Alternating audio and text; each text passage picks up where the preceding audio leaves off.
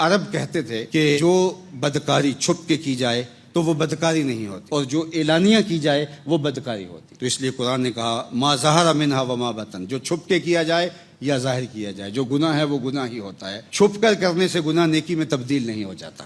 اللہ کے محبوب علیہ الصلوۃ والسلام نے فرمایا تم چور کے بارے میں، بدکاری کرنے والے کے بارے میں اور شراب پینے کے بارے میں کیا کہتے ہو؟ تو سب نے کہا اللہ و رسولہ عالم. فرمایا یہ سب فواحش ہیں اور ان سب پر سزا ہے.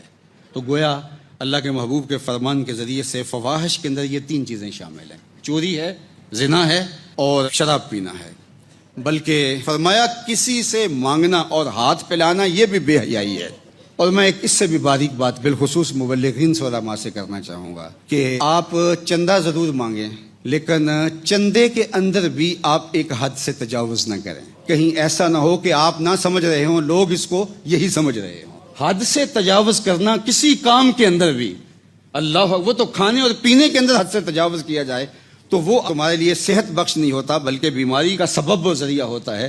تو اس لیے آپ دینی کاموں کے اندر بھی آپ کو ضرورت پڑتی ہے، لیکن اس میں بھی آپ ایک دائرہ ہے، اس دائرے سے کبھی باہر نہ جانے پائیں. حضور نے ہر کام خوبصورتی کے ساتھ کیا ہے. دین سراپا حسن ہے.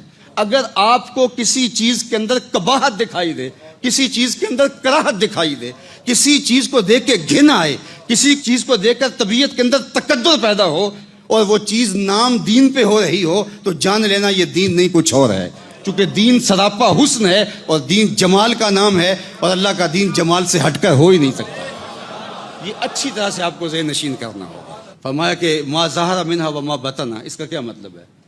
تو صاحب مراغی کہتے ہیں کہ جن کا تعلق آپ کے جوارے سے ہو، یعنی آپ کے ہاتھ سے ہو، آپ کی زبان سے ہو، آپ کے کانوں سے ہو، آپ کی آنکھوں سے ہو، آپ کے ہاتھوں سے ہو، آپ کے قدموں سے ہو، تو وہ فحش امور جو ہوں گے وہ ما ظہرہ کے زمرے میں آئیں گے. اور جن کا تعلق تمہارے دل سے ہوگا، حسد ہے، بغض ہے، کینہ ہے، نفرتیں ہیں، تو کہا یہ بھی فحش ہے.